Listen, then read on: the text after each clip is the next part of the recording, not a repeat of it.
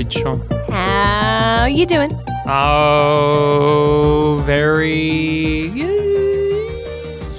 Yeah, casually, just strolling along at the moment, just feeling in the middle of a journey, making my way downtown, walking fast. Sorry, I can't sing it all, or else Terry Crews will come into the room and demand to sing with me, and I just don't have the energy right now for Terry.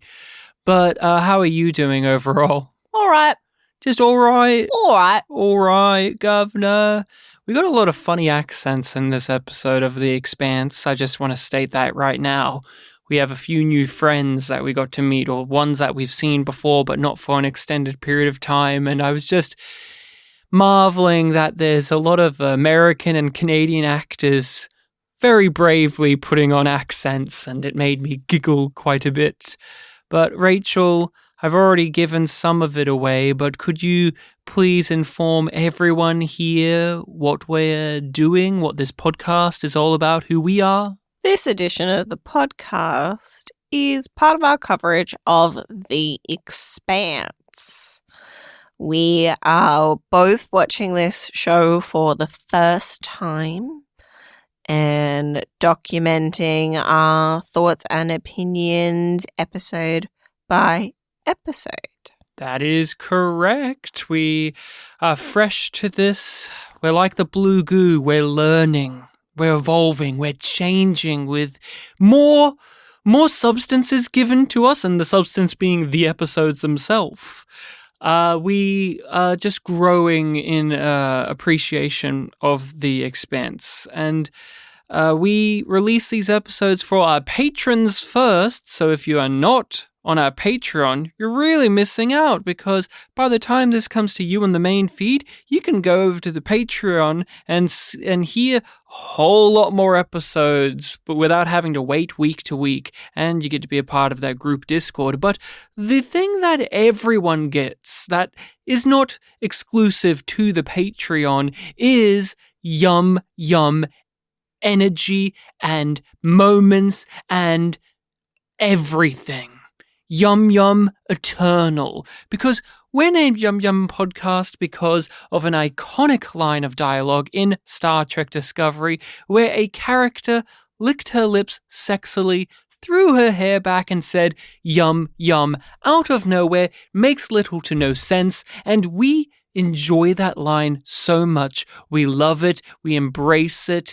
We are like the scientists with the blue goo in The Expanse. We just want to let it run wild and see what it does. And we've been at it for years now with the yum in our hearts and mind, and we give it to you as well. We remind everyone that happened, that exists, and we better get into it now, Rachel. What episode of The Expanse did we watch today? Today we watched Static. And IMDb's description, I feel like I get it, but it also feels a bit too simplistic and misleading in a weird way. And that description is Holden and Miller butt heads about how the raid was handled. In one scene, they butt heads, and then they go their merry ways and have fun little adventures on their own, separate from one another. You shouldn't even be on this station! Hey, there's something you need to get off your chest there? You're damn right! Stop it! Well done. Yum was a moment from Star Trek Discovery that was very sexual in nature, and it turns everyone on when you see it, because there's a sexy lady licking her lips and throwing her hair back saying yum, and even the phrase yum just has a vibe to it. Yum. And we like to look at the episodes of The Expanse we watch and just raise up what made us go yum. What was something that maybe got us a little hot under the collar, got our cheeks flushed, and I am dying to know what it was for you. Ooh, you want me to go first? Yes?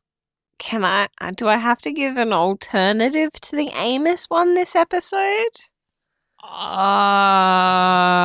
Yes. I think you've made it a rule that you will give a normal one and your annual did. Amos. I did. Your AA pick. Your annual Amos, which annual is every episode. I know that's not how annual works, but give me an A word that goes with what we're doing here, and I'll consider that being my AA. automatic Amos response. Yes, your automatic Amos response, your AAR. So, first off, what is your normal one? What is your normie pick? Rachel, what's your normie pick? Miller shaving. Which part? Was it the face when he did the hair? Face. What about that made you lick your lips, throw your hair back and say, yum, yum? There was something very alluring about his pissed off expression when he was shaving, and he's shirtless, and he's like doing it with a very traditional sort of razor situation. He had a cutthroat, yeah. Extra manly vibes with that. Very good pick. And for myself, my normie pick was the scene in which two sexy ladies were in gym attire smacking a ball against a wall, There. getting sweaty, and I got Not the dance. I got flirtatious vibes from these two. I was just like, okay, is I don't know the character's name, but lady who is Johnson's right-hand woman, is she flirting here? Maybe it's just me. Maybe they're Maybe just it's going just to me, be good see? friends. They're just going to be gal pals. That's what I'm thinking. I'm thinking that Johnson's right-hand woman is just a good gal pal. Just helping out a fellow belter. Just helping out a fellow belter. Tightening that belt on those pants for her. So, given the come hither fingers, just to come hither, nothing else. They're just slapping a ball. There's nothing else to it.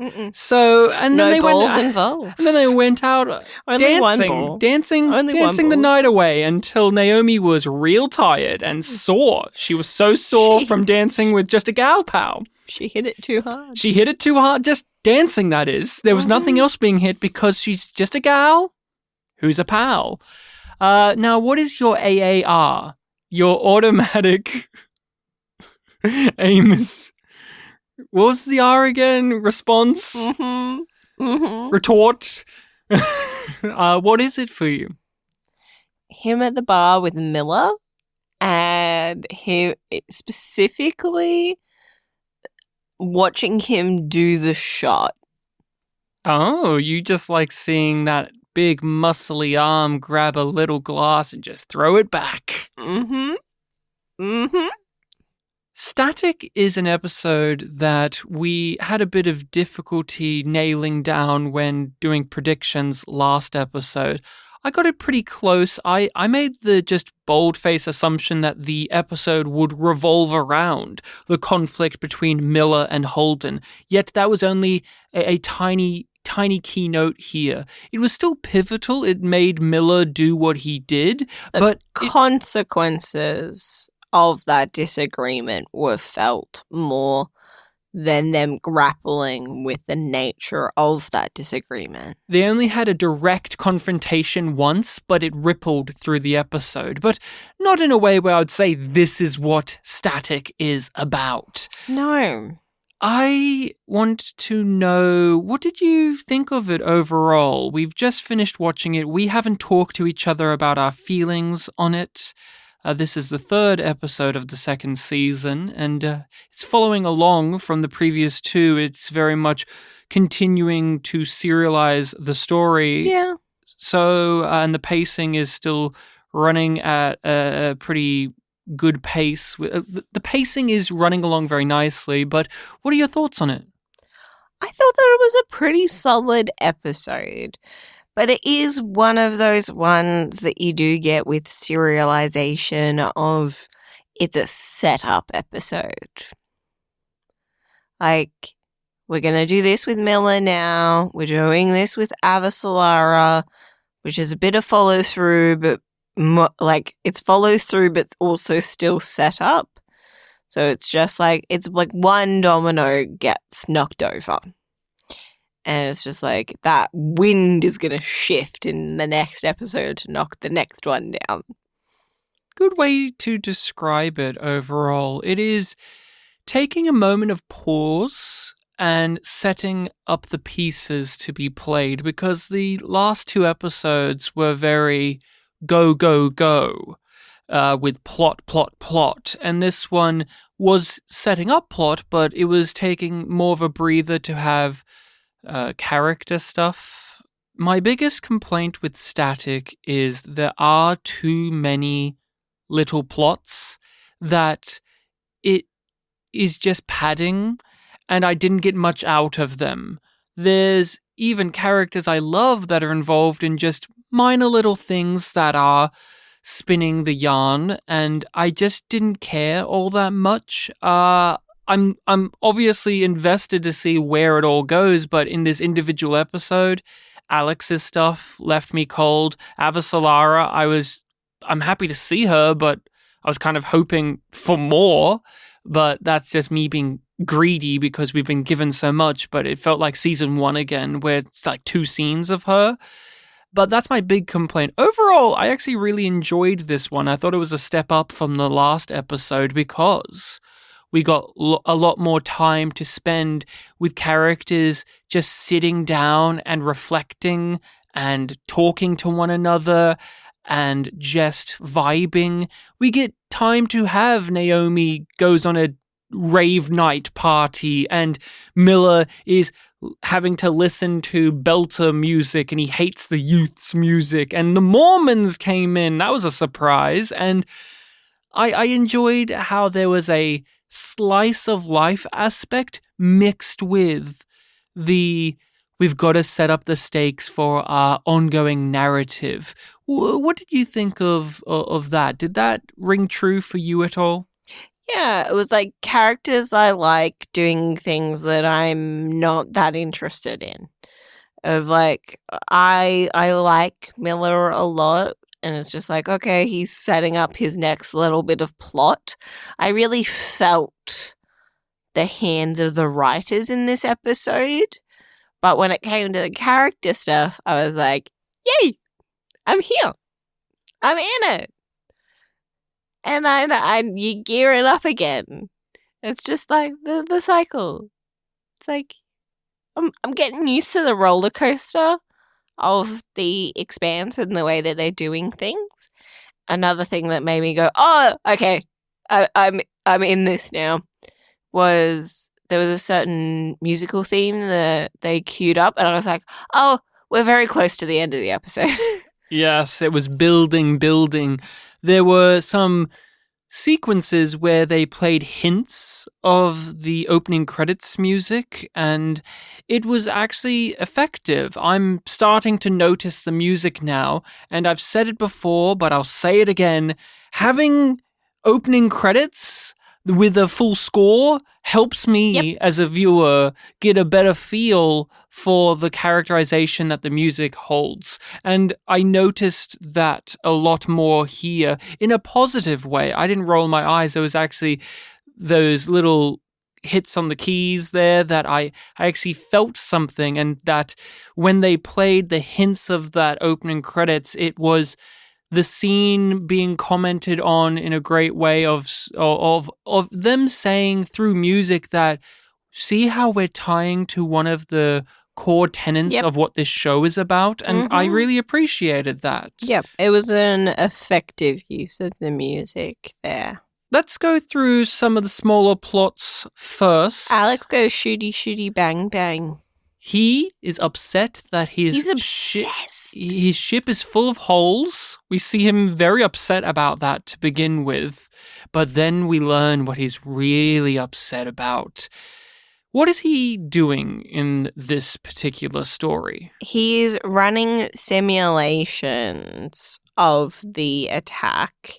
Basically, my impression was that he was trying to figure out a way that he could have saved them. And he's still not getting there. But he's determined to find the way so that he doesn't have to lose anybody again. And your thoughts on this overall? I like it and I don't like it. I like the idea of him being, like, not wanting to fail and feeling the burden of those lost lives. And it connects to the way that he was feeling about the Belters that they did save from Eros, and that at least one of them was on the ship.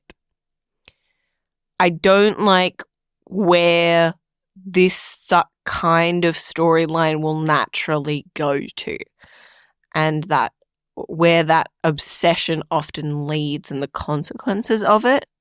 I'm hoping that we get the good outcome, which is, since he is aggressively training himself to be a badass pilot that can handle a fight, that when we get a big fight, he will be able to handle himself, and we, the audience, can have the catharsis of having seen him throughout the season or just this singular episode actually attain the skills to do that when he previously did not, because he started out as pilot, guy who likes ship, and then we learned he was a Martian soldier at one point. Then we learned, he was just a bus driver. So to see him go from bus driver to legitimate ace fighter pilot is a fantastic arc for a character on a superficial level. I hope that's where they go. But what you're saying is what I'm also dreading, which is he's going to fuck up again, or he's going to be proven right about being the worst person. Too hard, or push people away, or the loss of people will finally break him, because they raise in the episode, why don't you go back to Mars now that, or contact your family now that Earth has made their first attack against Mars openly? And he has this strange reasoning as to why he won't do that, which I feel is just a blatant lie, where he says, well, they'll think that I'm dead because I was on the Donager, so I died a hero. But how would his family know that he was on the Donager? He wasn't serving on... Or did he say that it was his cover story? Like, you know what I'm saying? My big guess is he's... Wait, what? Because he said, they'll think I died a hero because I went down on the Donager. That's what he said. Yeah. That was his logic. But how would anyone know that he... If he said they can't, that would make more sense. Yeah. It would make more sense. Yeah, I didn't think about that. No, but it's because it's a lie, right? He's lying. Yeah. My guess is Alex's family is dead, and he's responsible for that in some way, shape, or form, and he's carrying that guilt around with him everywhere he goes. And hence he is feeling the burden of this, because they've definitely leaned in the small amount of time he's had on screen into Alex is the father. Previously, in the first season, they had him be more of the goofball, Texan accented, yeehaw pilot guy. Yeah. With moments of inner turmoil. And here, I feel like they're really, really going into he's wanting to be the dad of the group. And since we know he is a family man, I just think this is a natural progression of what you would do with a storyline, but I'm just guessing at this point. They think I'm dead. I went down on the Donager. Died a hero. So is the Rossi gonna be okay or what? Don't worry. We're gonna treat her like one of our own. We like Alex, right? You like Alex? I like Alex. Are you happy with what they're doing with him overall as a character? I'm not talking about just this season, but I'm talking about both. I'm not mad about it, but I'm not excited about it. When's he going to get a story? Yeah, he's sidelined. He contributes to stories. He has what these are, which are the 1 or 2 scene ongoing let's touch base with Alex, and that when you step back at the end of the season, you can say, well, Alex had these things happen to him during the show. But I would love an episode where he gets what Miller or Amos or Holden or Naomi gets, where they get whole things to play with, and he is often just standing there next to them. Yeah. Is that... Are we being too harsh? I mean, it's still early days of the show, but I felt like he was going to be far more of a frontline main character than what he's turned out to be. The fact that we can list so many things that the other members of our crew have done or are doing, whereas with Alex, it's just like the one thing. Is it the performance? I like Alex a lot because of the performance. I've said that from day one. I really like this actor's presence, the way he does inflection of lines, the silly accent that the character has. He just has a general demeanor that I am gravitating towards, and it's making me wonder if it is. A lot of the weight is being carried because of such a charming screen presence. Because if this was another show or another performer, would we even talk about Alex in the frame of reference of liking him, let alone thinking that he should deserve more because he's a main character, quote unquote? I'm really not sure. Like, it's just too early for me to tell. It's just a seed, and we don't know what it's going to grow into.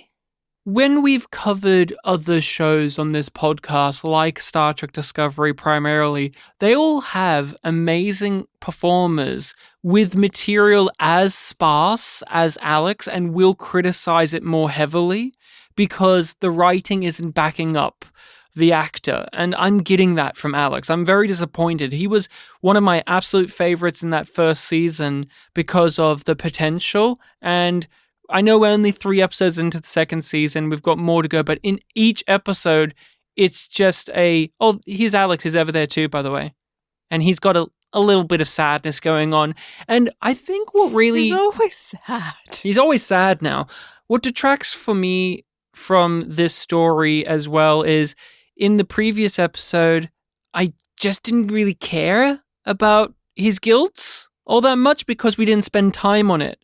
And so we're coming back here and we're spending even less time on it. And since I didn't care from the previous small amount of time we spent on it, my ability to really connect with the dramatic intent of Alex's overwhelming guilt is just very small. I'm just finding it's growing smaller and smaller. Do you have that at all?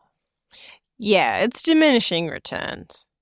Am I alone in saying this?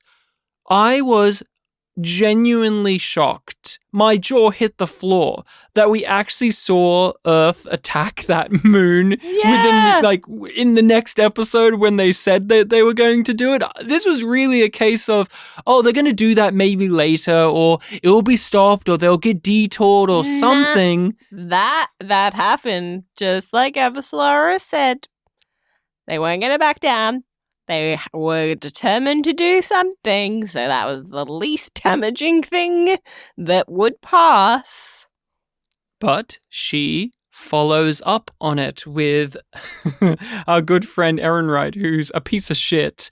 But in this episode, he's being a piece of shit because he's just quoting Christian back at her. Throwing it in her face. Just saying the same rhetoric back at her and quoting her, just, hey, as you say, we got to put Earth first. Oof, oof, oof. I got a lot of Babylon 5 whiffs in this episode with some of the ideas and language used here. Just when I hear Earth First, I do think of B5. I know it's not unique, but it's something that I thought about. And when we see the interior of what the Mormon ship looked like, it reminded me of what B5 looks like. Yeah. I know that's not unique either. That's in a bunch of stuff. But it's what you're familiar with. It's what I'm familiar with, yeah. But Christian is not too pleased with how things are going. She's wanting to de-escalate the crisis. She even says that we have blown up their moon. Imagine if they blew up our moon, and the consequence... Aaron's like, stop thinking of them like they're people. How could you? We're stronger than them. Yes, they have better technology and better Marines than us, but we just have more. Numbers. It's a numbers game. But Christian points out the flaws in his logic. She gives him the correct facts and logic. And God bless Sean Doyle. He doesn't get too much in the episode, but he makes a meal out of it because the reaction shots that he has to her speaking the truth is really great, because you can tell he, as a fellow diplomat, as somebody who's a higher member of, high power representative of Earth, he sees the wisdom in what she says. But since he's also a little whipping boy, he has to ignore it. And just the facial acting and especially the expression in the eyes from Sean Doyle really communicates him having to sit there going, she's right, but I'm going to have to spin a way where it is not going to go the way she wants, and I'm going to have to come up with something, which is just, Christian, you've said it, we've got to put Earth first, so fuck Mars. Yeah, they have Marines, but guess what? We're just going to blow them up, and don't worry. Oh, I really like this trick. Did you notice this? He deflected by saying, hey, we'll make sure Luna's okay, and your husband and your grandkids. He really puts the emphasis on her family and her vulnerabilities and her weaknesses. Well, they're on Luna, and she's like, what if they blow up our moon? But did you get the sense that she was even referring to the moon being blown up because she was concerned for her family? No, she's just empathizing with the Martians. And she's relating it to how it would happen to us. But no, that can't happen here. But he tactically makes it about her family. Yeah. To throw her off, to push her off the path that she's on. Hey, don't worry, we'll make sure that your family is okay, Christian. Don't stress about it. We're stronger. We're going to protect your family who's up on the moon. I know they're there too, by the way. Christian gets her spy guy. She is a spy guy now. I need to learn his name. I like that character. He's good. He is the type of character where I don't need too much from him to like him. While Alex, I need more from him. He's a main character, for Christ's sake. This guy's a side character. Yeah. It's fine. But he has the Fred Johnson stuff because, of course, he does. He's just that good. He's Robin Hood. And what did you think of the conversation before he gave her the thing to send off the message? I really liked the way that it ended of, you'll get a better view. When she's just like, you don't have to stick around for me actually doing this. Like, you don't need to be culpable in treason. You don't want to be hanged as well. Mm. And then his response is just like, I know that I'm, like, if this goes down, I'm going down with you. But you'll have a better view, likely meaning that, they'll draw more attention and make a more public example of her treason. He has concern, which is an admirable trait to him, because you could easily have this character just be a yes man or a shifty guy or just gives her the thing. He's just a function. But him actually taking the time to say... Makes him a person. Makes him feel alive. He stops the momentum of plot and information and exposition to touch base on the humanity that they're in. This is a very human moment. Christian, you are at a precipice. A precipice. You're at a pivotal point in your journey. If you do this, there's no turning back. And I want you to understand that. And she lays it out. She knows how it's going to play out, but she needs it to play out that way. And it's this type of writing that I really enjoy about Christian's side of the story in The Expanse. And I think it is something that you like as well. There's just moments of pause and moments of slowing things down and conversing that are given to her plots way more than the others. Because she's playing the long game more than the others, so they afford her that. Her role as the political one, as the politician, means that naturally you have to write the stories like this. She can't have the action-adventure show that everyone else is having. She cannot be, say, what Fred Johnson is, which she relates herself to. Like, she is slowly becoming Fred Johnson, where she's a beloved, respected, high-ranking figure of Earth, but is seeing the downfall of the downfall that is happening, and she wants to help, so she must turn away from Earth to help Earth. But unlike Fred Johnson, she's not a badass OPA person who can just throw people out an airlock and get into fist fights and shooty gunships and things of that nature. So as writers, what do you give her? You give her scenes that are conversations, and how do you make those conversations more lively than just talking heads? Mm-hmm. How do you do it? You make sure to dig into themes and character, and you make it mean something beyond the literal. You make it connected, interwoven, important on multiple levels, giving us an idea of the character's headspace, but also their reasoning and an idea of where they might go with this. All you need to tell me is that it can't be traced and that the message will get to him. It's solid, but the OPA leaks like a sieve. But just give it to me and go. Right now, this is just a bad idea. But you hit send, and it's treason. If I do nothing, millions could die. She does contact Fred Johnson. She sends a message. A little message. Where she just tells the truth. I've been lying. I've been slandering your name, blaming you.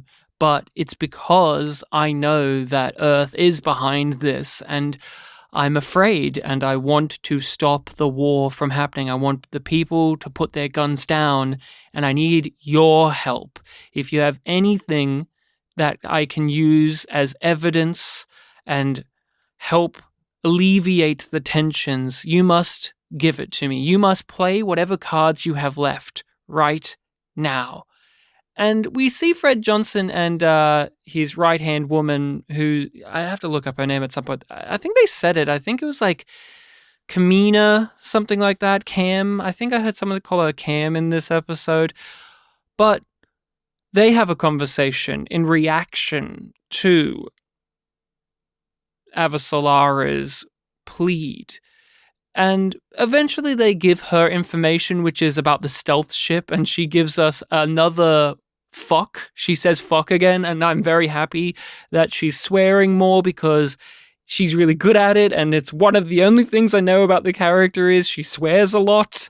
But what do you think about the conversation between Fred Johnson and his right-hand person about offering aid to the enemy? I like that that's given time, that's given consideration.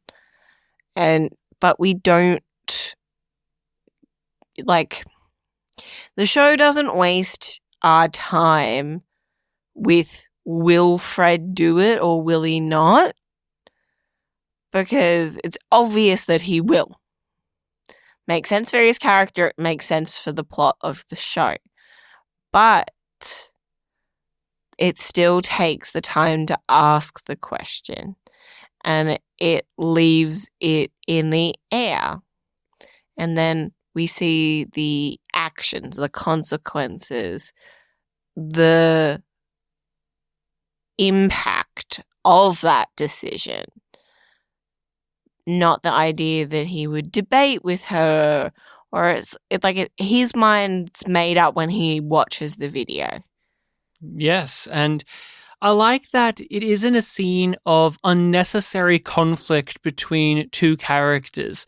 She expresses genuine concern. She raises very valid points about if he does this. Acknowledges it. The ramifications. And this episode, you stated that it's all about getting us to the next plot beat of we're going to take this 45 minutes and slowly set up the pieces and maybe knock one domino piece down and one domino piece down. But it's also brilliantly tying in the ongoing idea that is in this, and it's even in part in that description, which is dealing with the aftermath. Yeah.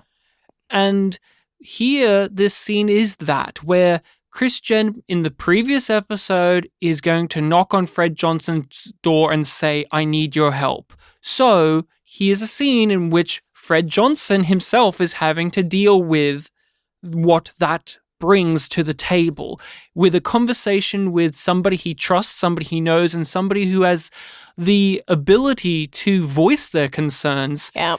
And he's a man of nuance. He considers it, he thinks it through, and then he acts on it. And I just wanted to go over his performance as well, because we weren't too sure if he had changed his performance as an actor between seasons, or if he was, as the character, putting on a face and a mask in the second episode. I think that's more the case, because we got him being the gravelly voiced, barking orders like a soldier man, angry, manic energy when he was in front of a load of people earlier. Yep. And when he was standing ground between Holden and Miller, or when Miller pissed him off. But when he was in private with people he knows, he was far more... Where he's comfortable. He was far more like in season 1. Yep. Very regimented, quiet, calm. He was level-headed instead of coming across as a man who is just on the brink of punching you.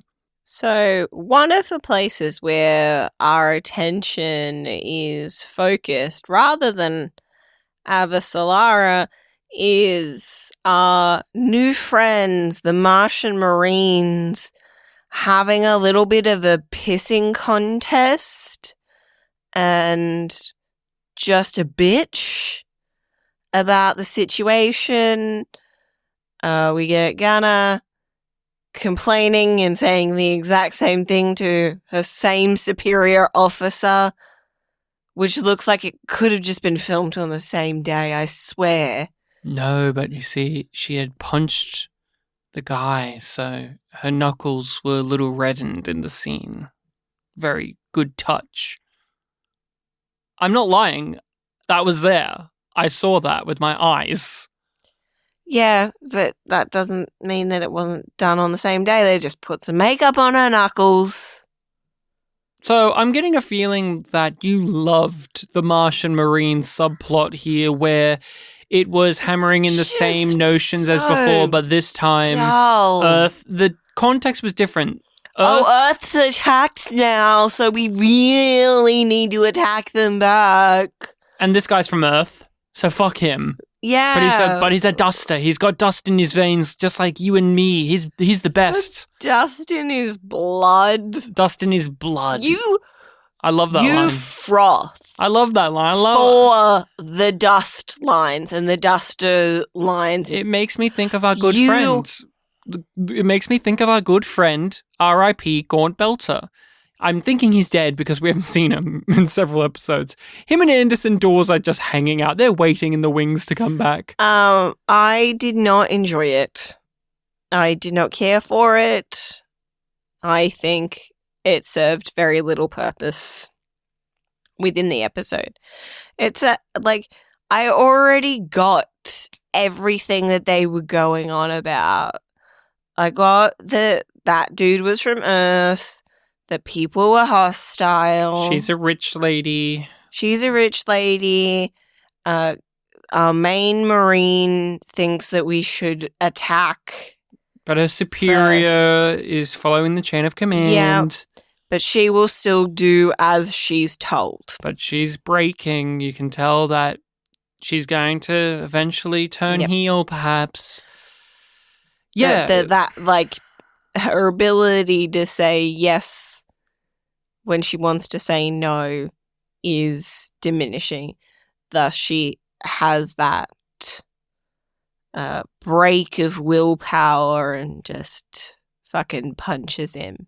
There is a so small journey with these characters, but it's so microscopic that I can say it out loud to you, and you can argue that that wasn't there, but also it is there, which is this story is supposed to see them as a unit become friends and strengthen, and their resolve is now one. Yeah, but it's just like I got that feeling last time. Like, they're a unit and they're fighting for Mars. But they're also they fighting each literally other. bark it at us, and now they're back to being a cohesive unit like they were at the end of the last episode. Well, the inner conflicts, the interpersonal conflicts were not resolved, but now they are resolved in a very after-school special we're way. friends now. I passed you a tool. Because he didn't talk.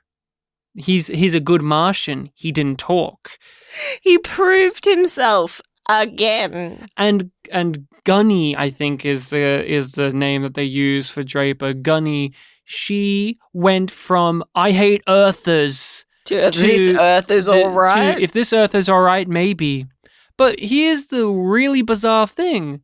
She never had a problem with him being an Earther. No! She only punched him because she tried to break up the fight. She got hit in the face while trying to do that, and so she punched him out. Yeah. And so she punched him out. But then they tried to spin it into some other... Like, oh, she just really wanted to do it. She just got in on the brawl. She's been holding it back, and she actually had a problem. She's never had a problem with this guy. She kept defending him. She was telling the other bitch to shut up. Like, it just felt like a waste of time. It was checking in. We're checking in with them because we didn't see them last episode. Oh man, I wish that was that musical number. It was just checking in because we didn't have them last episode. And they're new characters. Yeah, so we need them, but like it felt like that's a subplot in the books. They set Gunny up it felt like it was a thing that happened, and maybe it'll be important later, or maybe it was just an more interesting. It's when it's so that I don't know. I peg a lot of things that I don't like that just feel crammed in on. It's probably in the books, right? It's a classic war story example. Now, I'm willing to have the egg smashed all over my face, but here's a prediction. They're doing this so that when that team inevitably dies, there's some weight given to it because Draper, Gunny, has gone from having a worker relationship with them, we work together relationship, to genuine bond, so that when they're taken away, it just makes her snap or makes her go off and break away from the Martian Marines or whatever it is. I don't know, but I'm so disappointed because wasn't Gunny brilliantly set up in that first episode? So it's well. Like you already did this work. I didn't need this check-in. Disappointing. I like the character still, but disappointing follow-up. More apprehensive going into the next time that we see them because I'm like, are you going to waste my time again? And I will gladly admit if that is wrong in the retrospective. This is what we've got for now. And it was very boring to watch in the episode. Every time we cut over to them, I was waiting for a new thing, but it was the same thing. And it was the obvious thing.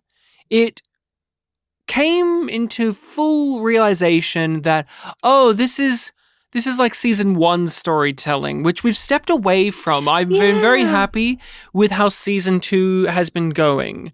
We're only 3 episodes in, but there's a definite improvement. It doesn't feel like it's wasting time. And even though you say you feel the hands of the writers, as do I at times, it's never as aggressive as it was in season 1. But this here, that was, man, I don't want to say his name, but I got some serious Havelock energy in terms of just tedium and just obvious. It's obvious what you're doing.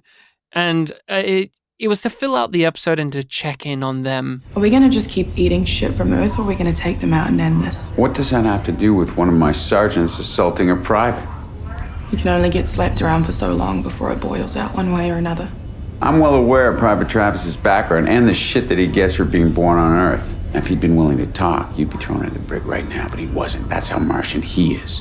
Naomi is a character that we also want to like more, but she gets stuff to do, but it never feels like it's as heavy as I want it to be. But in this episode, she wants to fuck, she doesn't get to fuck. She goes plays future sport and then goes clubbing with her gal pal. They're just friends. She didn't get to have any sexy time with her guy, so she's just blown off steam with her new buddy. Because, she slept with Holden once, so that means that they're together forever. She's full now, so she's going out on a night on the town. I'm complaining about how Naomi doesn't get...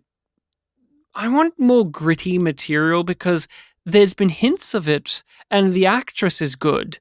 But I'm going to be straight up with you. I loved this so much. Naomi just had a blow-up with Holden in which everything she said was right. Everything she said was complete. You are so on Miller's side, though. It's ridiculous. So... I was on his side at the end of the last episode, but she's totally right when it comes to Holden. She argues in Holden's face that you guys were willing to side with a genocidal maniac so that you can solve a problem, but you're not thinking about the moral ramifications of that on not only yourself, but, I don't know, the belters that have been used as guinea pigs by this fucking freak. So screw you, Holden. I'm gonna go party now because it would be too annoying to spend time with you talking. Oh my god, I really loved that Naomi's story was this slice of life thing. Just fuck you, Holden. Screw you, Holden. I'm just going to hang out with this new friend and we're going to play some sport. We're going to get some beers. I'm going to just dance to funky rave music. And then I'll come back and I'm sore from dancing so much. It wasn't much, but it was enough. It was different too. It was fun. We don't get that type of fun in the show. No, that's a really good point. This is the type of thing that Farscape would have done. Yeah. This is that episode of Farscape where the one that you hated actually, where the plot. I was like, I know where this is going. The plot of of Dargo and John having to save Jewel and Chiana and whoever else from this weird party planet. And everyone's just partying all the time and having a wicked time and they're all high on drugs. Yeah, it reminded me of that, but less weird as Farscape tends to be. But, I mean, just to go over it, it's not too much, but is that an aspect that is a problem for you, that The Expanse is not a show that allows this type of fun all that often? No, because it works as a reprieve, but it wouldn't feel right in the show because those aren't the characters that we are following. Makes sense that Naomi has gotten to this point that she needs to blow off steam. And this is what she chooses to do. She reconnects with being a belter and that sense of community and her, like, those sort of traditions and things that go with that community, like that type of sport that we see them play, and the music, and being surrounded by people and people who get what her tattoo means. I do find it a problem, actually. And this plot raised it in my vision because I've been thinking about it only in the periphery, because it is a serious show. It takes itself very seriously. There's funny lines. There's But you like humorous a balance. moments.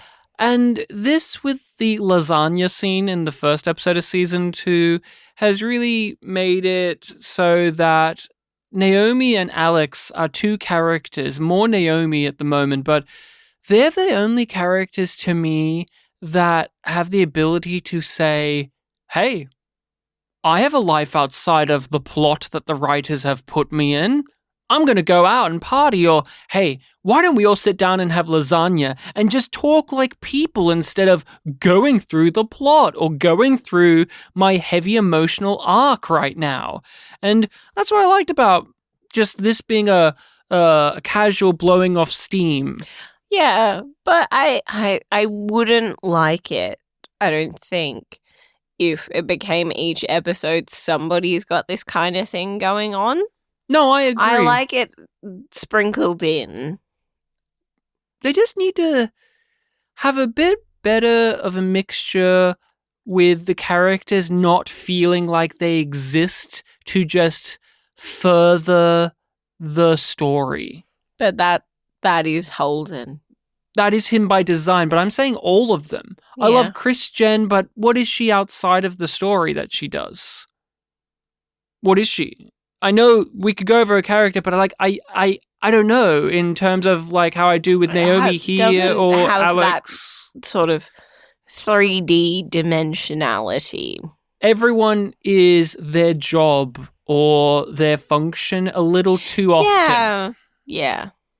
It's getting better. It is getting better.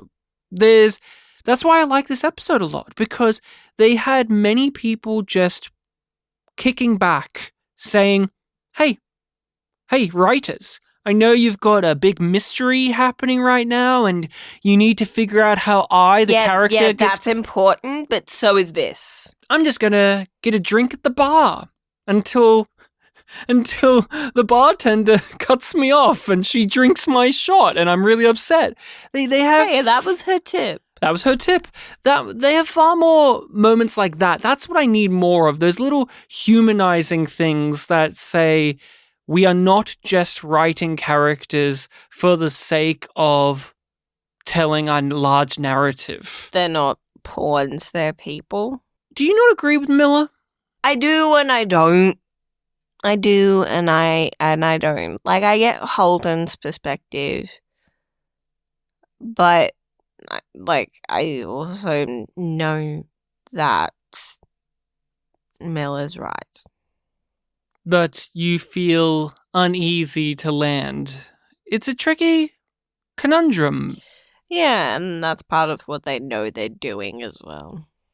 Because at the end of the last episode, the team was faced with the ultimate thing.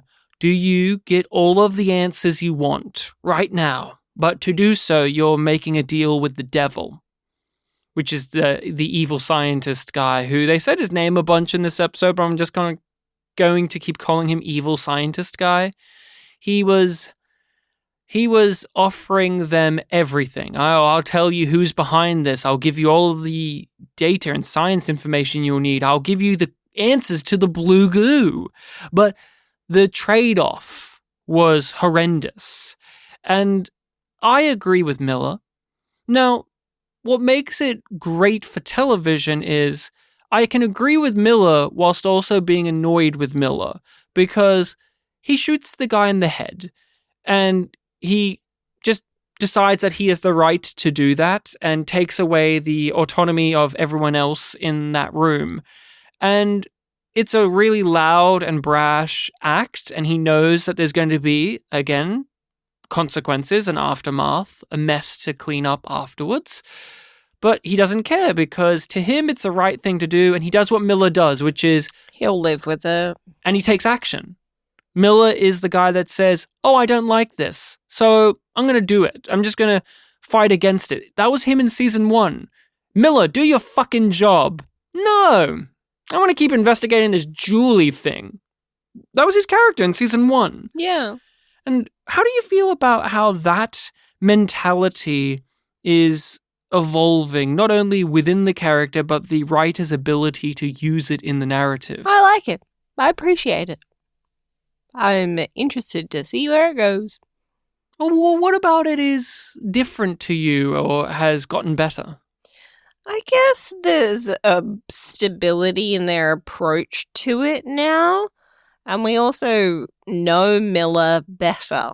So we're seeing it as a pattern and as a reflection of his personality rather than them being like, go forth, wreak havoc, do plot. Be maverick cop. Be archetype. Be the trope. Hatless Miller is superior Miller. I agree with him because he is taking a moral stand. This scientist had no remorse. He did not care. He was not going to fix anything. Screw those people. We need to test on them. If you side with me, I'll give you all the information you want, but let me keep doing my work. Let me keep doing the work because you will see that I'm right. And that is the reveal. Miller killed the guy because he was speaking sense. But that was terrifying. It was horrific. And he, throughout this episode, we learn, is becoming a belter once again. And he was aware, as is Naomi, that the belters are the ones that are going to be used and abused with this. They're the people who get stomped on.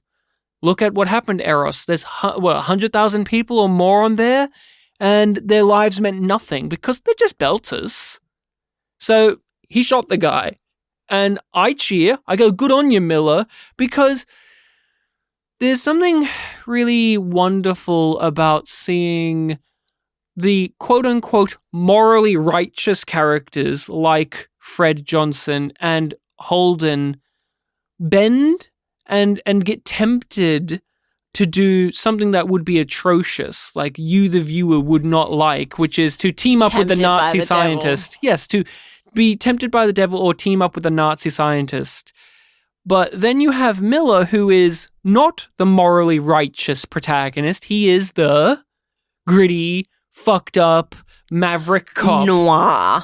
He's the noir guy. And so when he comes in and says, I'm going to take the moral high ground here and just fucking kill this guy because it's the right thing to do, that's interesting. I know that you know that Dresden was going to get away with it. And I didn't kill him because he's crazy. I killed him because he was making sense. I wasn't expecting Amos to come out on the side that he did come out on, but I don't know. No, it's like you get that he understands where Miller came from and the decision that he made. And he tries to explain how he would have done it, essentially. And Miller's like, bullshit. Bullshit, you would have asked permission. You would have just shot him like I did. Don't pretend you're any better than me. But I believe Amos. Because the character we know wouldn't bother lying about that. He doesn't care about the way that other people perceive him. But he does ask for the okay. What is Amos's standpoint, though? What did you gather from what he said? You follow the chain of command. That was the main thing that I took. of killing people, whatever, but you follow the lead of the people who are above you. You work as a team. Thus, like, he's the one to deliver Miller his stuff, right?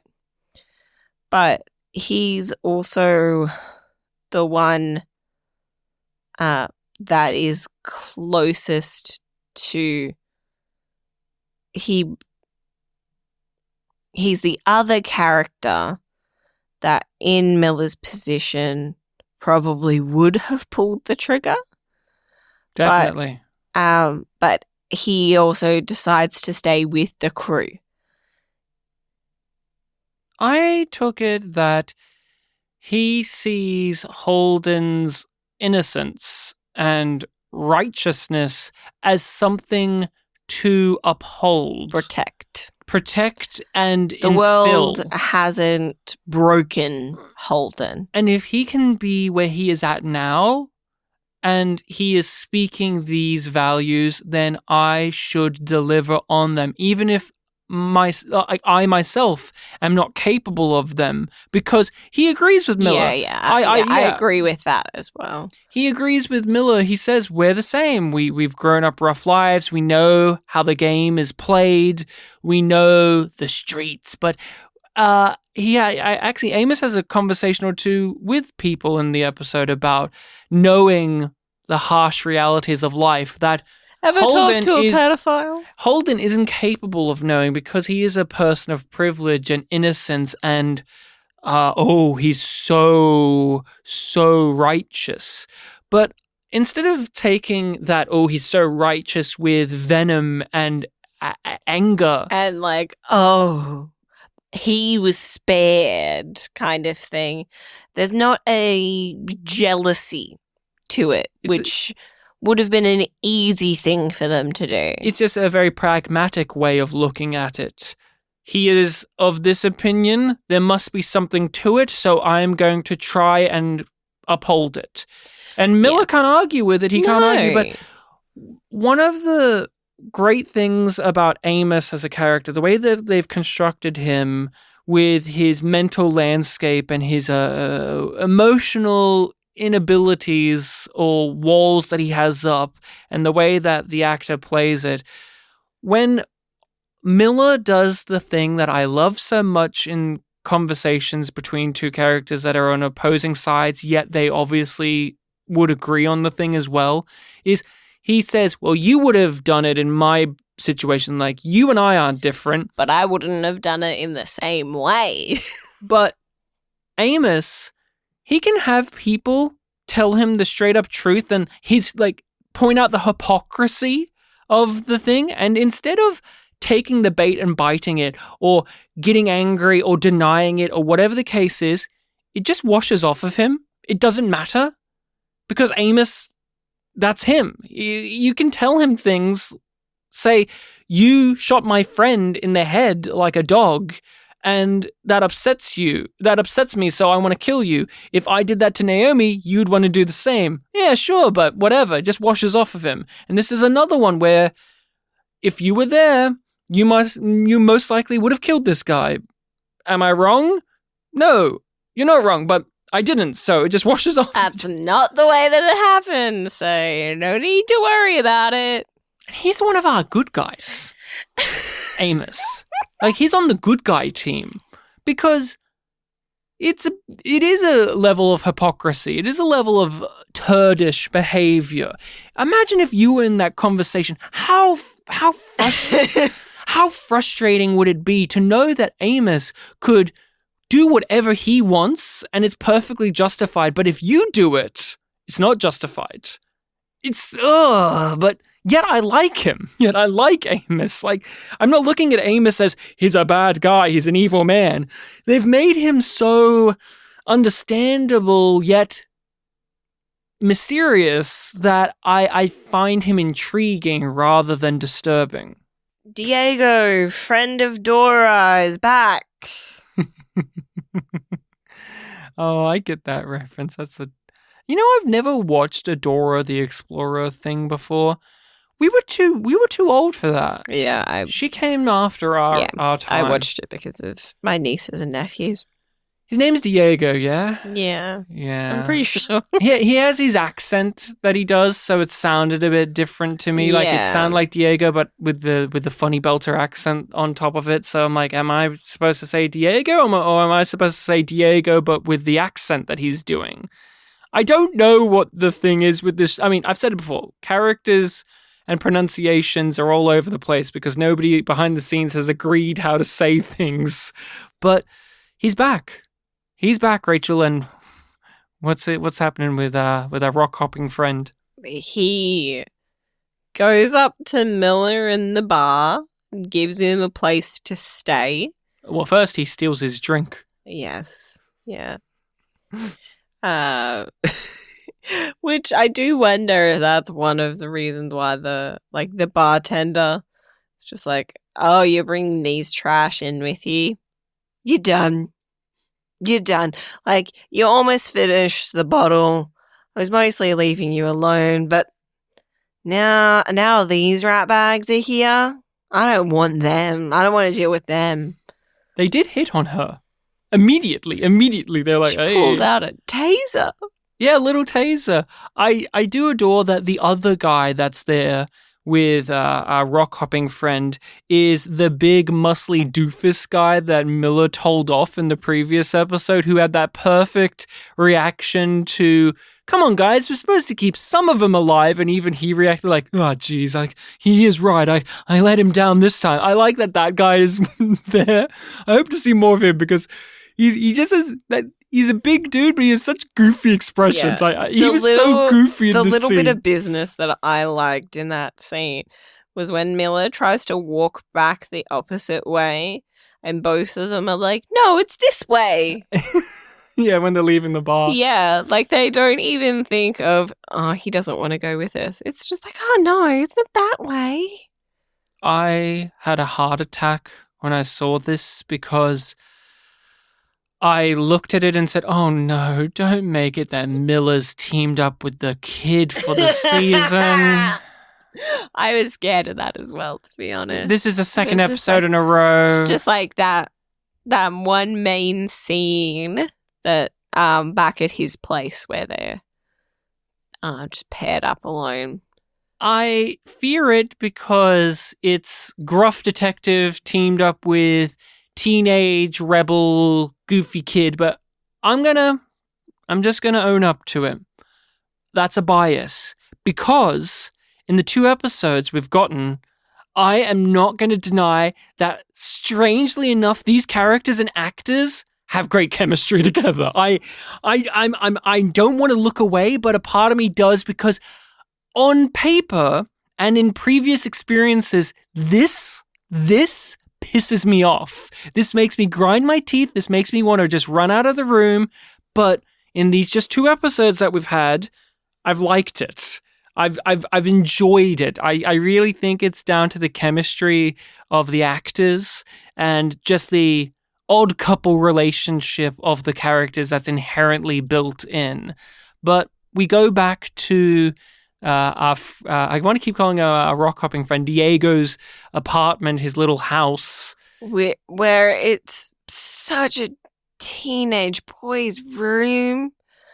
I love the magazine cutouts of women in underwear or bikinis, or like skimpy outfits, just like in every shot. Around everywhere. And he's blaring his weird techno future music. And can we just talk about the future music? We covered on the podcast Space Above and Beyond, a series that it clearly had some influence on The Expanse. There's several elements that have carried over that were pretty unique to Space Above and Beyond as a television series, and maybe so you just think that because you've watched that one. Maybe you're right, but they had in the first episode of Space Above and Beyond someone turn on the jukebox in the background of a club, or a bar, and it played instead of contemporary 1990s rock and roll or old school jazz or blues or whatever. They instead played music that we haven't heard before. They made music specifically because this is the music that people listen to in the future, and it was weird synthy techno whatever. And I don't see that enough. Usually in Star Trek or Babylon 5, they listen to music that already exists, like classical music. I'm listening to classical music, or did you know that Elvis exists? So I'm listening to Elvis, or swing music is back in fashion. But The Expanse does the exact same thing as Space Above and Beyond. And the nudie ladies on the mirror on the screen in the background made me think of Wang in Space Above and Beyond as well, within the first or second episode, where you see on his bunk he has nudie ladies and sports teams and stuff. It made me think of that as well, just a neat little detail. But the future music, it actually has a purpose in the story. I was shocked. I was shocked that it had a purpose. I thought it was just there to be like he's young and annoying. It's in the background of Naomi's dance club scene as well. So, we hear that style of music, if not like that specific sort of song, throughout the episode. They use it as a montage, a party montage, that music. You're right. I didn't even fully think about how that music was woven through the episode. But what is the deal with the music? Because Diego does go over it a bit. Yeah, so he explains that they're intercepting the transmission from Eros. That's the data stream, and somebody's used it to make music. Belter music. They're still broadcasting it out there, and if that means it's being broadcast out there, that means stuff is happening inside Eros Station. Miller gets very excited by this because he has been very upset during the episode that it's gone. He killed the guy that potentially could have reversed everything, but even he doesn't believe that. But with that being the case, it's over. All of those people are dead. But something's happening in there. That means people must be alive, or some semblance of life, maybe the blue goo, is tinkering around in there. If they're pumping out the data stream and music and doing shit. And he sees Julie again. When he's about to shave his hair into a nice mohawk. I love the mohawk, by the way. Fan of mohawk, Miller. Mm-hmm. I'm loving the continual evolution of his look. You don't choose anything. You're born into it, man. One side or the other. You play it out.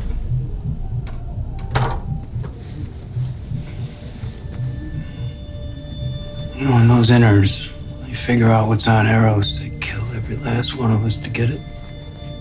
Us?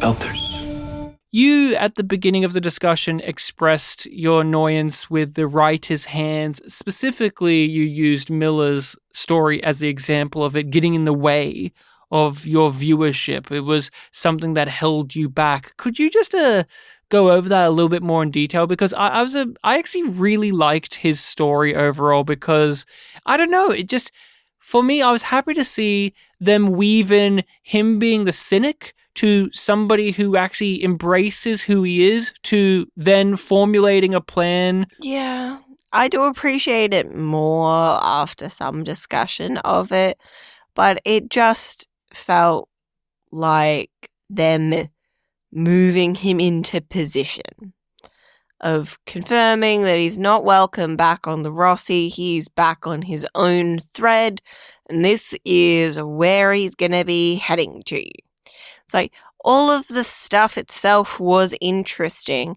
but I was less invested in it because I could see several steps ahead. It was another one of those episodes, and Miller's plot was the best example of it, where I saw from like 10 minutes in where the episode was going to end. These characters are going to be here. This character is going to be here. This character is going to be here. This character is going to be here. And it was pretty much bang on. Of like Avaslara will get her message to Fred, and she'll maybe get a reply. Holden will still be really pissed and be trying to figure out the solution and how to use the prisoners that they have. Miller is going to be set up with something new to do, and his connection with Julie is going to be a part of it. Yeah. I understand what you're talking about, because that has been a complaint I've had with episodes as well. Why it didn't bother me in this, and I mentioned Space Above and Beyond a moment ago, but that series had this problem as well, but it was alleviated by what I think this episode contained, which is the story is a framework for character. Yeah. And there were points where I didn't feel it as much, but there wasn't enough character stuff that I could sink my teeth into, because the scenes are really short because they're doing a lot. That's why I complain that there's too many stories, and so some of them don't get time to breathe. Miller's, I actually thought, had the most time to breathe. I did not think I would ever say this, but I criticized so hard in the first season you're a belter underneath that hat, accept being a belter. So when he actually accepted being a belter, he actually said that he was a belter in this episode. I am truly shocked that I actually cared. I actually felt something about it, instead of rolling my eyes or sighing or clapping in ecstasy of finally we got here, because it was a beat that they hit over and over and over and over and over again in season 1. But since they haven't done it too aggressively in season 2, when they naturally fell there in this story, it felt earned to me. If this happened at the end of season 1, I don't think I would have cared, honestly. But since this is a new season and it has a continuation, but it's also its own thing, when he shaved his hair and he bonded with the kid about how they're both belters, and we had the cut over to Naomi bonding with another belter, I found it genuinely compelling. Something that was one of my biggest problems with a character in the first season actually amounted to something. Did you have that at all with Miller? Because this is a thing that's been building since the first episode. When's he going to accept being a belter? Yeah, I was just like, oh, he said it out loud now. It was a very similar sort of reaction that I had to it being pointed out that he was in love with Julie, to be honest. You said that you had things pretty bang on the money when it came to their outcomes. I was a bit taken aback when the Mormons suddenly entered the story and Miller, with his fresh new haircut, said, I'm going to interact with these little freaks now. Sorry, but I wasn't. Really? No. Is it because they had shots of the ship? No. It was Fred's line. There are like hundreds of ships that leave here every day. Pick one. And you'll be on it. And I was like, what will be the most inconvenient ship to pick? The Mormon one. But did you think that he was going to do what he did in the end? No, I didn't think that. I was just like, oh, he's going to end up in the Mormon ship somehow. But I didn't know what the journey to get there was going to be. I love the Mormons. You love the Mormons. They were good in this episode. I really liked that elder. I thought he was really sweet and really genuine. It was. He doesn't know that he's getting conned. That's what I was going to say. I was like, oh, you poor man. You think you got a new recruit, but he's just using you. I got conned. I don't know if you're brave enough to admit that you got conned as well, but I thought we were going to get a repeat conversation or style of conversation that he had with the previous Mormon. The way Thomas Jane played it and the character of Miller played it, he had this real sense of, I'm a man lost at sea, but I have my compass and I know what way I have to go. And now I've arrived here. And now I need to learn. Maybe that is where I need to go now. I need to find direction. Everybody's telling me this. And I want to hear your story so that it can strengthen what I need to do next, which is true. That part's true. Because it's the best kind of lie. It's got a little bit of truth in it. But he played them. Before we get to the reveal of how he's playing them or what he's doing, we get finally some actual conversation about their ship, about their arc. We get to see the inner design of it and how it works. And what it'll look like over time as well. And the problems of making a giant spaceship. Yep. Going back to the conversation that Mormon had with Fred Johnson ages ago now. I'm a nerd when it comes to these type of specifics, so this tickled my fancy. But you also love yourself a generational ship. I love generational ships. That's a favorite thing of mine in science fiction. But it goes beyond just tickling the nerd bone because it goes into being story. It is not just exposition for the sake of, well, guys, here's how this thing works, but they are giving him information so that he can use that against them. That's the story. Is he's coming here to get reconnaissance on this ship and he's going to use it for some nefarious plan. And I love that, of just making something that, for myself as a viewer, you're giving me answers and you're filling in the picture for me on something that I've been really wanting to know about, like the inner workings and the complexities of this space arc. Ooh, but instead of just doing that science fiction trapping that TV shows fall into, it's of doing just something else as well. It's building upon it. Yep. It's that's why one of the reasons why I have trouble just sort of fully writing off the marine plot in this episode is because I don't know if it will matter later, because they have done that and they are continuing to do that within episodes and across episodes. So I'm like, I thought that it was a bit shit now, but who knows? Yeah, yes, but you still need to be entertaining within the episode you're doing that in. Yes, the better ones do. Hence Miller. Mm-hmm. Because that was entertaining. Yes. That was thrilling. You and I looked at each other and said, Miller the Mormon! And we were joyous when saying it. Yep. And he comes into Fred Johnson at the end and has a plan. He has a little scheme. He knows that they have to destroy Eros Station. He's not Mr. Let's find a cure. He knows how to be honest and upfront with Fred in a very specific sort of way. And I really like it. I really like their dynamic.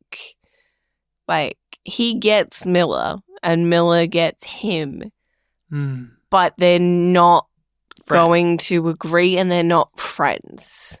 It also shows how slippery Fred Johnson is as a character, because his reaction has been to, let's find a cure. Let's help these people. They're our belters. They're our brothers. There's still a way to save them. Let's interrogate these prisoners. Holden, you're the reasonable one here. But as soon as Miller comes in and says, you and I both know that station needs to be destroyed. And he turns around and says, well, of course, but I just don't know how to destroy it easily. That's roundabout what Fred Johnson's point is. That says so much, that Fred Johnson has so many different personas he plays up for people. He is as politically minded as Avasarala, but he is in a different world to her. I think I got something she can use. You spaced a Black Sky faction leader because they put a hit out on that woman. If they learn that you're helping her, the OPA will put a hit out on you. Well, then I guess it's gonna have to be our little secret then, The main thrust of the story, I think, is a weakness to the episode because inherently it's about getting an exposition dump. Yeah. As much as I've enjoyed the stories, the slice of life nature, the spending time with characters, the ability to give us world building and exposition in more natural ways, the story that Holden and Amos have to go through is he is a prisoner that has pretty much everything we need to know, but he's not going to tell us, so we have to find out a way to make him tell us. We learn some stuff about the prisoner. Here's his background. He had this incident in his youth. He has a similar upbringing to Amos, so Amos can relate to him, but he has no empathy, this prisoner, because the mad scientist removed his empathy with evil science. Yeah, we're assuming that that was him. They make it sound like it was him. Yeah. And the prisoner guy says he loves that evil scientist because he made him the man he is today, an emotionless zombie. And that is good, but you know at the end of it all, whatever the way they get him to talk, it means that there will be a long monologue to give us stuff. And what did you think of overall this? Because everything kept tying back to how will Holden and Amos and Fred get this guy to talk? And what will the guy say once we get him to talk? Thoughts? It was fine. It did its thing. I didn't really care about it that much. I was just like, fine. This is happening. It wasn't the stuff that I was really interested in. I was like, okay. Go ahead. Do it. Just do it already. But it had Holden failing because he was being Mr. Good Boy, Goody Two Shoes. He was being good cop, and good cop doesn't always get results because Holden was trying to get this guy to see reason, to have emotions and react like a normal person would. And even after he found out that the guy's empathy was removed from him, Holden still couldn't really figure out the way to communicate with this person. But this gave Amos plenty of stuff to do in the episode, and so I thought you would have liked it a little bit more because not only is it an Amos-centric story and he's the guy that comes up with the solution, but they did it in a lot of ways without words, because Amos is a guy that doesn't need a lot of words to carry a story. No, and I did enjoy that, but it's... I go back to the fact that it just felt serviceable. It wasn't elevated in any way for me, really. It was just like, yep, that makes sense. Get that character to do that thing and that thing and that thing, and then you're going to say this thing and we're going to get this, and then it's going to lead into the next. Would you say that this team of writers are capable at doing procedurals? Because this came across like a procedural. Here's the suspect, or here's the perp, and we need to break him and get the information. And that's what Miller was in season 1. Here's these kids stealing water. We need to get the evidence. Havelock's on the case with me. And we didn't like that. No. But like, I don't like it in general when they are doing we're moving the pieces kind of stuff. And I think it's just easier to see with those plots. I understand what you're saying. I just look at this in a similar vein to how they handled the cop crap in season 1, but instead of it being cops. I do agree with that. I agree with that we don't find the writing of procedurals riveting or very successful in The Expanse. There is an artistry to doing that, Yes. and they do it okay enough. Yeah. And that's in a way not good enough. It's a just troublesome like, thing to be in. You notice the gap. There's a gap. They're really skilled at doing the political drama. They're really skilled at doing the intrigue aspects. Last episode, the info dump from the evil scientist and how we got to there was far more exhilarating than the one in this episode. Yes.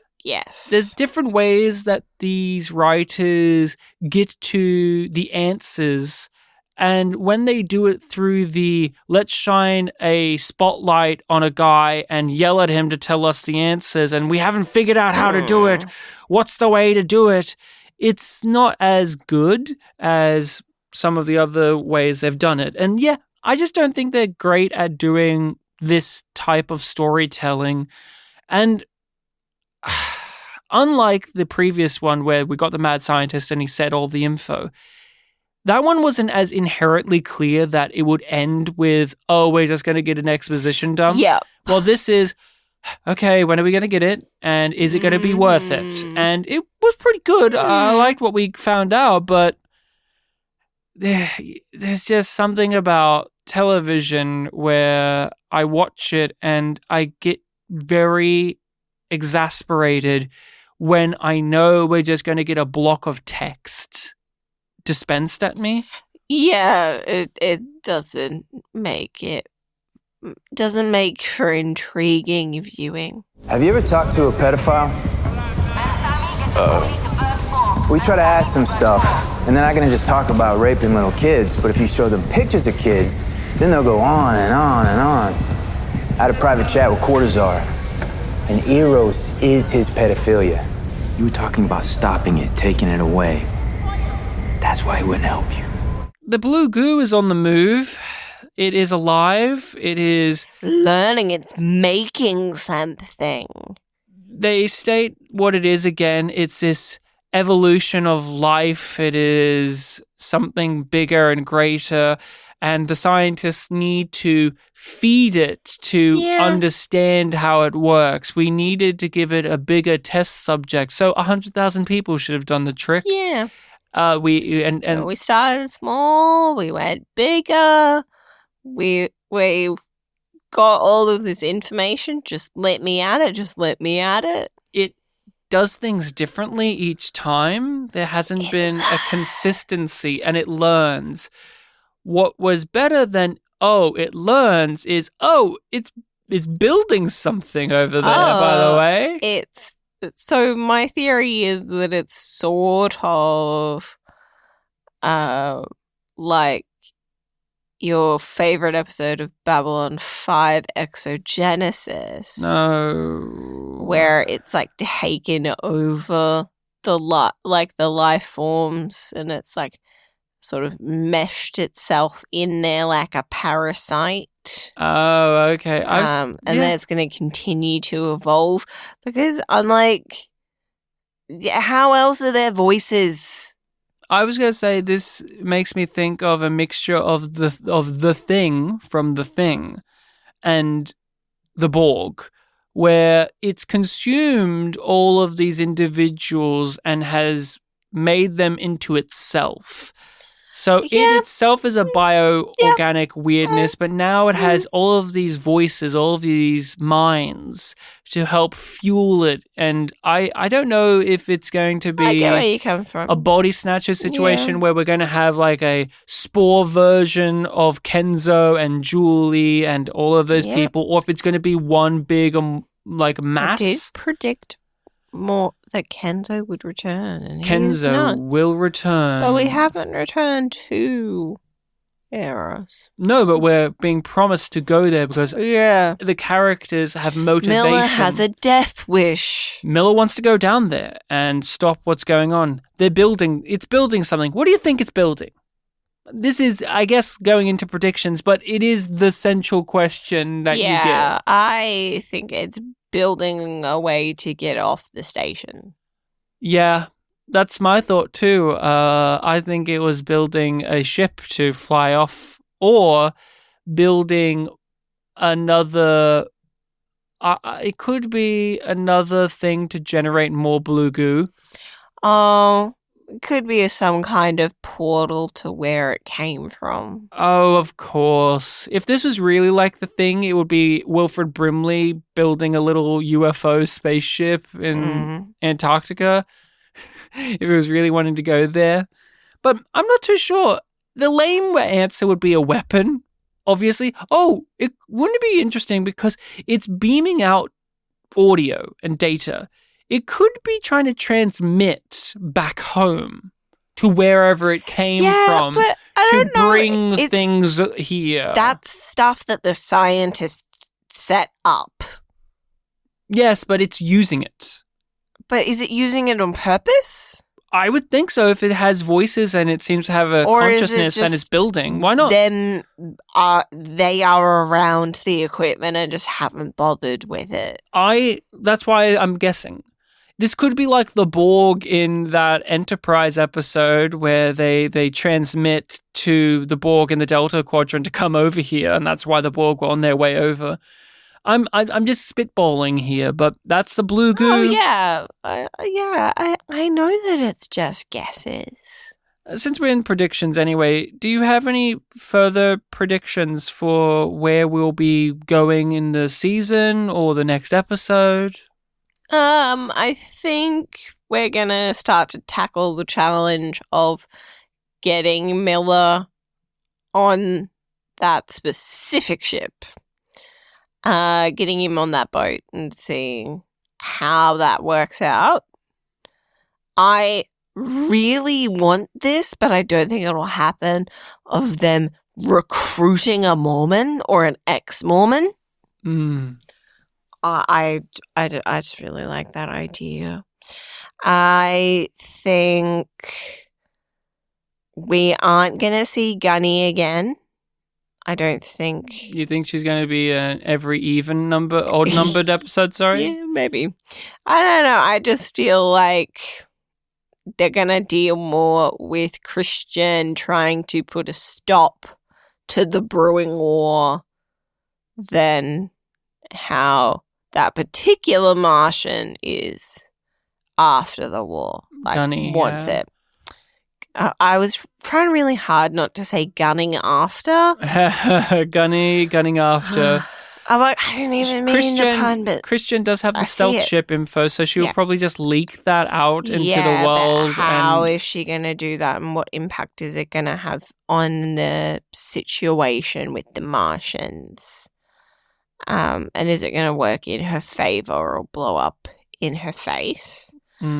I think that Holden is going to get pulled into Miller's plot to go to Eros. Yeah. I think that they're going to be forced to engage with each other Again, because hope. for the greater good. And for the greater good of the audience, because they're surprisingly fun characters to see interact. Well, we didn't say it too much, but it was great to see in this Amos really step up to the plate and utilize a really sick method to getting the information out of the guy, which is just keep talking to him about the stuff he likes because he's a little freak. Have you talked to a pedophile before was a great line. Just he said it so casually, and the way that Holden reacted with shock. Like, no, I haven't fucking talked to a pedophile. How much experience do you have doing this, Amos? I bring that up because I'm predicting that we're going to learn about Amos's backstory in this season. I think I it's think going... we're going to get more of an explanation of the churn. And how he met Naomi. Yeah. How he that's my found overall himself on the season kids. prediction at the moment. And what I want from the next episode is, and I don't think they'll do this, but I want it because it'll be fun.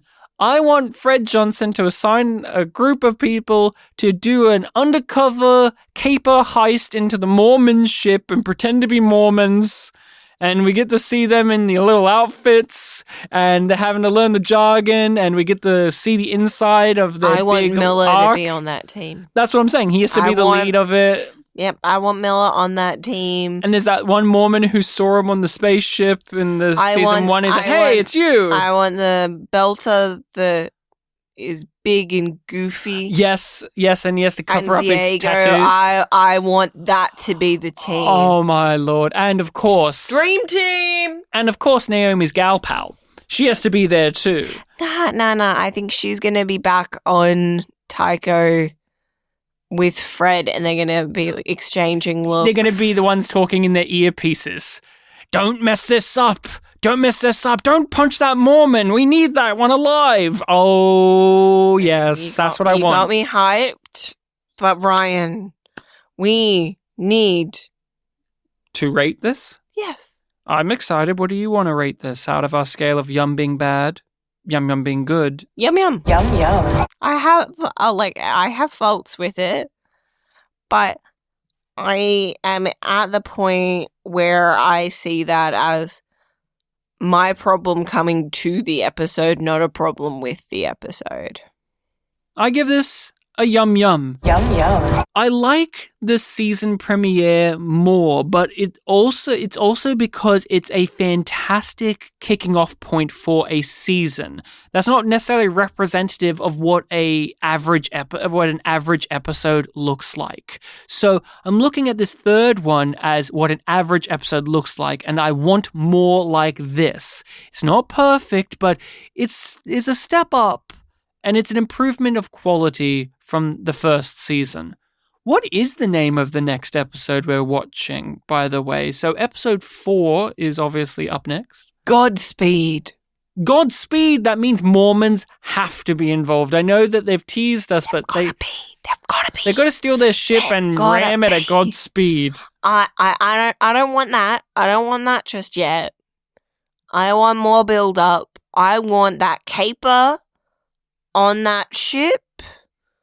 I want lots more Mormons. Amos, we need you to put on the Mormon tie. But the shirt barely fits me, Captain. My muscles are just too rippling in their little white t-shirts. The buttons, I don't wear buttons because I just have such rippling muscles. Rachel's fanning herself because that's such a hot image. Somebody draw us, if there isn't already out there, him as an Amos as a Mormon with rippling muscles. I'm just saying, put it on our desk by the morning, or else we'll be very disappointed, okay? But that is all we have for our discussion on Static, which, great title for this. It does keep coming back to the beam of audio and the static and the music. Good work there. I actually forgot what the title was until I looked at my notes, and then it was one where I nodded along going, that's actually pretty good. It's a one word, but simple. Where can people find us on the internet, Rachel?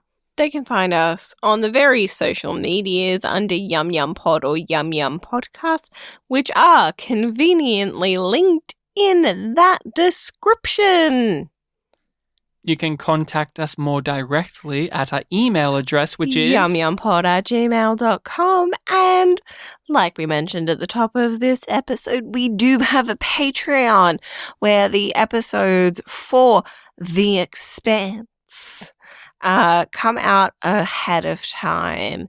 And there is so many other things there for you to listen to, as well as a Discord where you can chat with us and other lovely I'm just so hungry. Yumlings. Such as yourselves. I just want to thank everyone for tuning in and listening. It means a lot.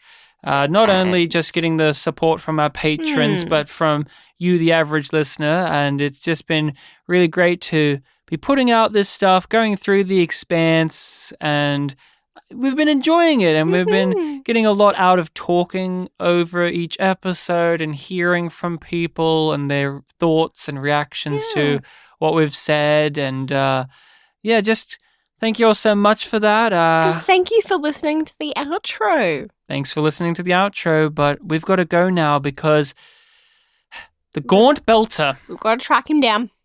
Do you think him and Havelock are going to show... Okay, is Havelock going to be in this season? I don't want it.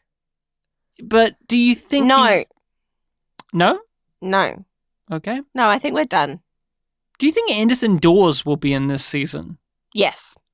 Why?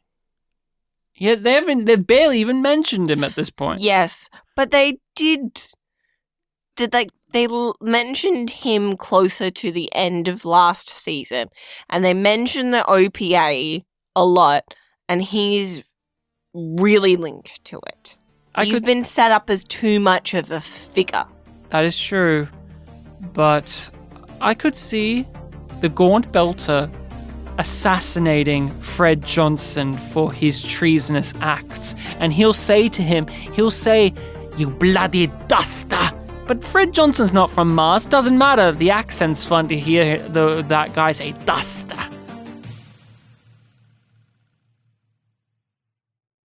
See you then. Well, voila.